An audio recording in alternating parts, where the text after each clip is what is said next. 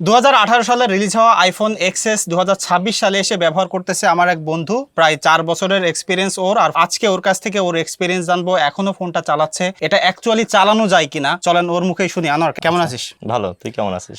আলহামদুলিল্লাহ। তো এই আইফোন এক্সএস কবে কিনছিলি আর কত টাকা দিয়ে কিনছিলি? এটা কেনা হয়েছিল 2022 সালের প্রথমে। কত দিয়ে কিনছিলি? 36,000 টাকা দিয়ে। পুরাতন কিনছিলি? হ্যাঁ, পুরাতন, সেকেন্ড হ্যান্ড, যে মার্কেট থেকে, বসুন্ধরা সিটি থেকে।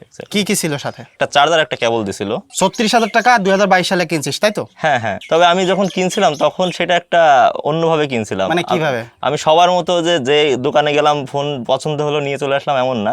আমি রীতিমতো আমার ল্যাপটপ নিয়ে গেছিলাম এবং আমি তখন জানতাম যে 3U টুলস, এটা হচ্ছে 21-22 সালে, এবং তখনও মোটামুটি ভালো রিডিং দিতে বলে আমার ধারণা। তখন আমি যখন ব্যাগ থেকে ল্যাপটপ বের করে কেবল কানেক্ট করা শুরু করি, তখন তো দোকানদার মোটামুটি একটু অবাকই হয়েছিল। তার মানে এইভাবে কেউ ফোন 2022 সালে যে তুই একটা ল্যাপটপ নিয়ে ফোন কিনতে যাচ্ছিস, এত এক্সপার্ট মানুষ তুই যে এতদিন ধরে ব্যবহার করতেছিস। হ্যাঁ হ্যাঁ, 26 সালে এসে ফোনটা কি মানে আদেও ব্যবহার করা যায়? ডে টু ডে লাইফ আমার টাস্কে আমার তেমন কোনো প্রবলেমই হয় না। 4 বছর ব্যবহার করতেছিস। এর আগে কি ফোন ব্যবহার করতেছিস? এর আগে ব্যবহার করতাম একটা নোকিয়া 6। আর এর আগে? তার আগে ব্যবহার করতাম মাইক্রোসফট লুমিয়া 540। তার মানে উইন্ডোজ অপারেটিং সিস্টেম থেকে অ্যান্ড্রয়েড থেকে iOS এ এসে আটকে গেছিস। হ্যাঁ, মোটামুটি। এবং 26 সালে এসে আইফোন এক্সএস চালাইতেছিস। 8 বছরের পুরাতন ফোন তুই চালাচ্ছিস 4 বছর। এখন ব্যাটারি ব্যাকআপ আদেও কেমন পাস? আমি যদি মানে খুবই লাইট টাইপের কাজ করি তাহলে 4 ঘন্টা এক্সিড করে বা করে না, বাট নরমালি হিসাব করতে হবে 3.5 ঘন্টা, অনেক সময় তারও কম। ব্যাটারি হেলথ কত আছে? ব্যাটারিটা চেঞ্জ করে, এবং আমি 2বার ব্যাটারি চেঞ্জ করছি, একবার না। মানে লাস্ট চেঞ্জ করছিস কত আগে? 1.5 বছর। কত দিয়ে চেঞ্জ করছিলি? চেঞ্জ করতে করতে আমার একটা এক্সপিরিয়েন্স হয়ে গেছে, যার কারণে আমি 2800 টাকা দিয়ে এটা চেঞ্জ করতে পারছিলাম। এর আগেরটা কত দিয়ে চেঞ্জ করছিলি? এর আগেরটা চেঞ্জ করছিলাম হচ্ছে 5500 টাকা। তার মানে এখানে একটা ব্যাপার আছে, আইফোনের কোনো পার্টস চেঞ্জ করতে গেলে বা ঠিক করতে গেলে যারা রিপেয়ার করে তারাও কিন্তু একটু পায়া বসে। মানে আইফোন মানে বিশাল একটা ব্যাপার। আমি শুধু আমার ফোনের ব্যাটারি চেঞ্জ করিনি, আমি আমার ফোনের ডিসপ্লেও চেঞ্জ করছি, এবং 2বার। আচ্ছা, ডিসপ্লে তো ভালো কোয়ালিটির ডিসপ্লে দেখতে পাচ্ছি, মানে ডিসপ্লে কেন চেঞ্জ করলি? ডিসপ্লে 2বারই, একবার পড়ে গেছিল হাত থেকে ভেঙে, আর একবার হচ্ছে বাইক চালানোর কারণে বাইকে চাপ লেগে পকেটে থাকা অবস্থায় ওটা আবার গেছে। ডিসপ্লে কত নিয়েছিল? তো অনেক কাহিনী করছিস ফোনের সাথে। সোমবার আমি যখন ডিসপ্লে পাল্টাই, আমি এটা পাল্টাইছিলাম ঢাকা বসুন্ধরা সিটি থেকে একটা দোকান থেকে। তো ওরা আমার কাছ থেকে নিয়েছিল 10,500 টাকা। পরবর্তীতে আমি যখন ডিসপ্লে পাল্টাই সেইটা আমার পড়ছিল হচ্ছে 5,500। এখন যদি আমি ডিসপ্লে পাল্টাই, আমি ডিসপ্লে পাল্টাতে পারবো 3500 টাকা দিয়ে, এবং সেটার কোয়ালিটি এটার চেয়ে ভালো হবে। মানে সিস্টেমটাকে একটু বোঝাই বল। সিস্টেমটা হচ্ছে প্রথমত তো আমি কিছু সেলার জানি যে এই সেলার এরকম জিনিসগুলো বিক্রি করে, আর তার চেয়ে বড় ব্যাপার হচ্ছে যারা বেশি ওয়েল নোন, মানে যাদের অনেক নাম ডাক বেশি, তারা সবসময় দামটা বেশি রাখে। তবে এখানে আসলে সবাই তো তোর মতো বুঝে না, অনেকেই তো অনেক জায়গায় ধোকাও খাচ্ছে। তো এক্ষেত্রে আমি বলবো রেপুটেশনও দেখা দরকার, আবার একটু মার্কেট রিসার্চও করা দরকার। সেটা তো অবশ্যই। আর কেউ সহজে বুঝে না, মানে একবার 2বার ঘা না খাওয়ার পরে আসলে সহজে কেউ বুঝে না। তবে আমি একটা জিনিস বুঝলাম যে তোর এই ফোনটার সাথে অনেক কাহিনী আছে, অনেক হিস্ট্রি আছে, কিন্তু তারপরে তুই এই ফোন চেঞ্জ কেন করতেছিস না? ফোন চেঞ্জ করতেছি না অ্যাকচুয়ালি, এইটা তো 2018 সালের ফোন। আমি 2025 সাল পর্যন্ত মোটামুটি আপডেট পাইছি। এখন আমার কাছে যেটা মনে হয় আইফোনের ক্ষেত্রে, যে আমার iOS এর খুব বেশি, আমি আইফোন 26 এটার বিগ আপডেট আমার ওইটা দেখে ভালো লাগে, আমার নেওয়ার ইচ্ছা আছে ভবিষ্যতে। বাট আমি এছাড়া যদি এক্সএস এর সঙ্গে যদি আমি 11, 12 বা এরকম 13 এর খুব একটা কম্পেয়ার করি, তখন আমি বেশি কিছু পেতাম না, যে আমি খুব বেশি ভালো কিছু পাচ্ছি যে পরিমাণ আমার অ্যামাউন্ট দেওয়া লাগতেছে। তো সেহেতু আমি ওইটা ব্যবহার করতেছি। ক্যামেরার এক্সপেরিয়েন্সটা কেমন এতদিনে? দেখা যাচ্ছে আমি যে বাজেটে ফোনটা কিনছিলাম, একটা ফোন যদি কেউ ওই সময় এই বাজেটে কিনতো, নতুন ফোন কিংবা সেকেন্ড হ্যান্ড ফোনও যদি কিনতো, আমার কাছে মনে হয় যে সেটার থেকে এটার ক্যামেরা এখন অনেক বেটার আছে।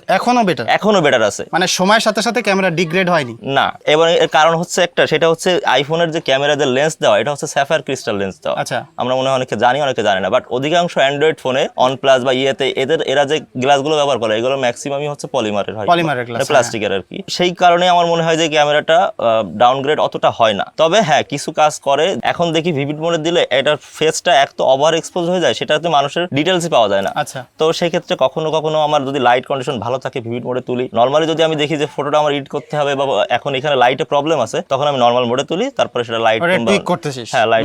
আমি যেটা বুঝলাম যে এই ফোনটার গ্রেট একটা পটেনশিয়ালিটি তুই বের করে নিচ্ছিস এবং যথেষ্ট এক্সপার্ট হয়ে গেছিস। এখন কি গেমিং করিস? এখন খুবই কম করা হয় গেমিং, তবে গেমিং এর এক্সপেরিয়েন্স আগের একটু হয়েছে, ডাউনগ্রেড হয়েছে, আমি এটা বলবো।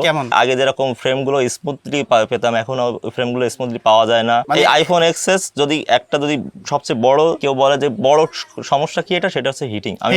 হ্যাঁ, এবং এটা ধরা যায় না, আমি এমন ভাবে ইউজ করি এটা ধরতে পারি না। আচ্ছা আচ্ছা, তাহলে মানে প্রচুর গরম হয়। আচ্ছা, তুই তো এই ফোনটা 4 বছর ব্যবহার করতেছিস, তো তোর কাছে what is the best thing about it? First iOS, আমি iOS পছন্দ করি পার্সোনালি, সরি।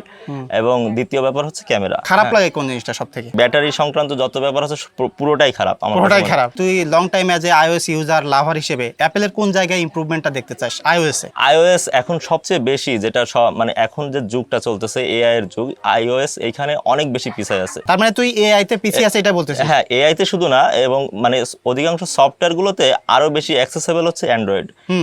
iOS এ কিছু লিমিটেশন অবশ্যই থাকে, তো সেইগুলো যদি একটু আমি দেখতেছি যে ধীরে ধীরে করতে হবে, তবে আরো অনেক অনেক দরকার, মানে আরো ফাস্ট ইমপ্রুভমেন্ট হ্যাঁ, দরকার আরো ছিল। আরো ইমপ্রুভমেন্ট দরকার, আরো বেশি অ্যাক্সেসিবিলিটি দরকার। আচ্ছা, এরপর তুই কি ফোন কিনবি? আইফোন, মানে অ্যান্ড্রয়েডে যাবেই না? থাকলে থাকবে সেকেন্ডারি হিসাবে। তোর সাথে কথা বলে ভালো লাগলো, এবং আমার মনে হয় যে যারা ভিডিও দেখলো তারাও অনেক কিছু জানতে পারলো, বিশেষ করে শুধু যে আইফোন এক্সএস তা নয়, অ্যাপেলের সম্পর্কে, অ্যাপেলের হার্ডওয়্যার চেঞ্জ করার ক্ষেত্রে, রিপেয়ার করার ক্ষেত্রে। তো এই ছিল মোটামুটি আইফোন এক্সএস এর ব্যবহারকারী আমার বন্ধু, ওর এক্সপিরিয়েন্স। আপনারা যদি কেউ এটা ব্যবহার করেন বা অ্যাপেলের অন্যান্য কোনো মডেল ব্যবহার করেন, অবশ্যই কমেন্ট করে জানাতে পারেন আপনার এক্সপিরিয়েন্স, বা আপনারা কোনো পার্টস চেঞ্জ করতে যে, রিপেয়ার করতে যে কোনো প্রবলেম ফেস করছেন কিনা, বা আপনার কোনো টিপস আছে কিনা, বা অ্যাপেলের কোন জায়গা আপনার ভালো লাগে না সেটা কমেন্ট করে জানাতে পারেন। দেখা হচ্ছে পরবর্তী ভিডিওতে।